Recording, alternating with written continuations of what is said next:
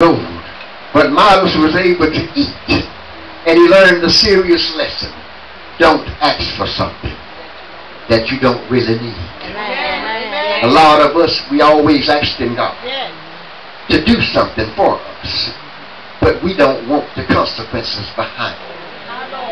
This is the 12th anniversary. Let me give you a scripture, amen, before you start talking about he ain't doing that, but just talking. 1 Timothy chapter 5. Amen. 1 Timothy chapter 5. And verse 17.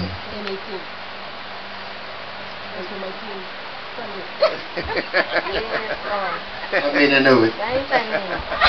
It said, let the elders. Is that what it said? That rule well be counted worthy of double honor, especially them that labor in the word and doctrine. It's a good thing to be in ministry. Amen. It's a better thing when you've been struggling at it for 12 years. Amen. You're going to have ups and downs. Yes. Teeth and tongue going to fall out. Yes, yes. Tell me about that. Everything is not going to be roses. You're not going to always have peaches and cream. Ministry in itself is a job. And it's probably the hardest job you'll ever have in a lifetime. Amen. It is not something that I would wish on someone. So except God instilled it within you, I wouldn't try to do it unless the Spirit of the Lord has ordered it. Amen. We have too many people that's taken ministry and they are misusing it for personal gain. We got too many preachers that get up and they'll preach a word, but they're going to try to manipulate the scriptures to justify what they are wanting to do. And it is never good to manipulate the scripture. God put things there for a reason. And he did not have us, nor did he appoint us to change it to suit us. Everybody walks around, they're talking about prosperity. God would not have you walking around poor. Pastor, that's what they tell you. God don't want you to be poor. He wants you to prosper. For the Bible said, beloved, above all things, I wish that thou mayest prosper. So God wants you to prosper. Why didn't they finish the verse? It said, and be in good health, even as thy soul prosper. So if the soul don't prosper first, then that flesh don't have no business prospering. You want to prosper, but you don't want the consequences to get you there. You want to pastor. You don't want to hear that. Go ahead. You want to pastor. Yes, sir. But then you don't know how to lead. You have not yet suffered. And you have not yet learned anything. You went into a church one day and someone spoke a word and said, I see the pastorship upon you. And you took that word and you ran with it. Come on now. You just got saved today. Just accepted Christ today. And next week, you got a storefront church set up talking about you pastor. Have not been through trial number 1. Have not done anything. Don't know how to pull the trash out of a trash can if the directions said turn it upside down. how to do. And all you ever knew was that somebody got up and told you they saw the pastorate in you. The words of the preacher say, for everything under the sun, there's a time, a season, and a place.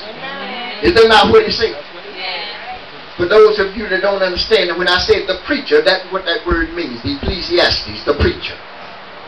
Come on now. For everything under the sun, there's a time, a season, and a place.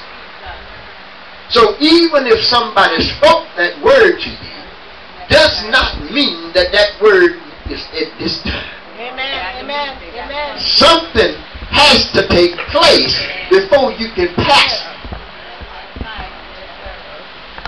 See, there's a misconception in ministry. Because when Jesus set up the church, he said he set them first in the church, the apostles.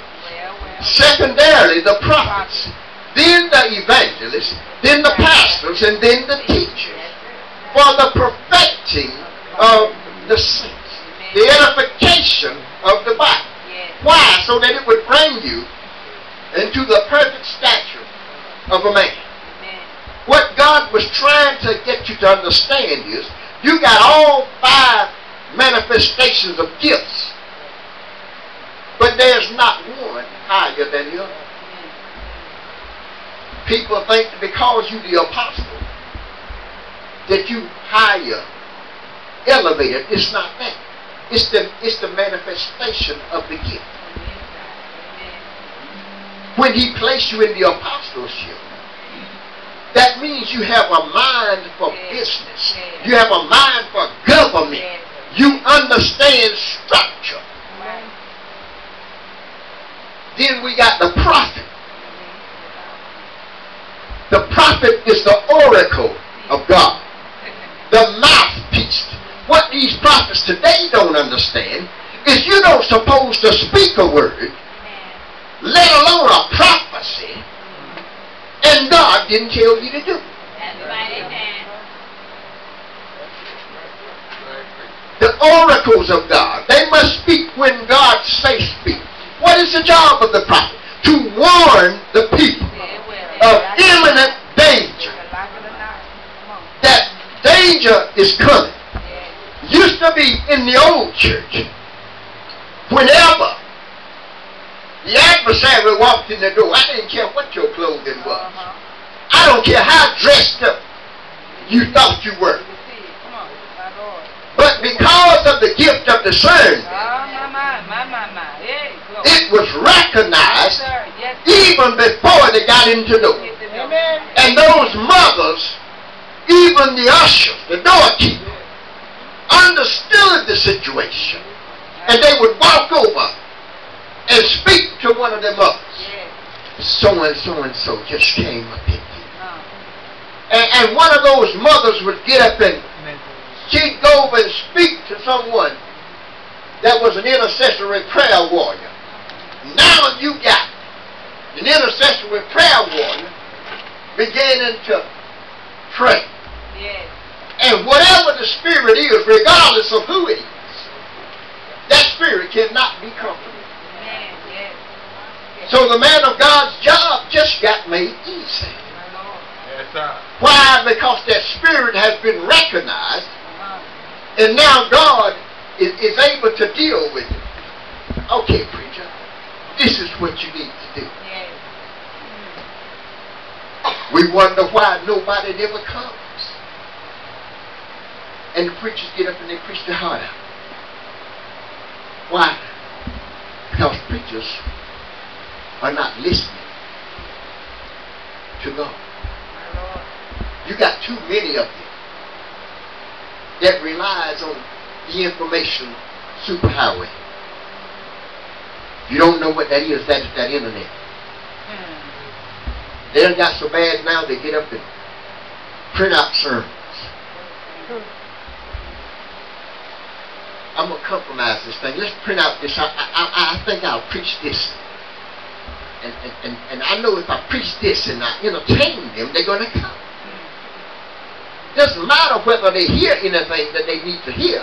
All I got to do is entertain them.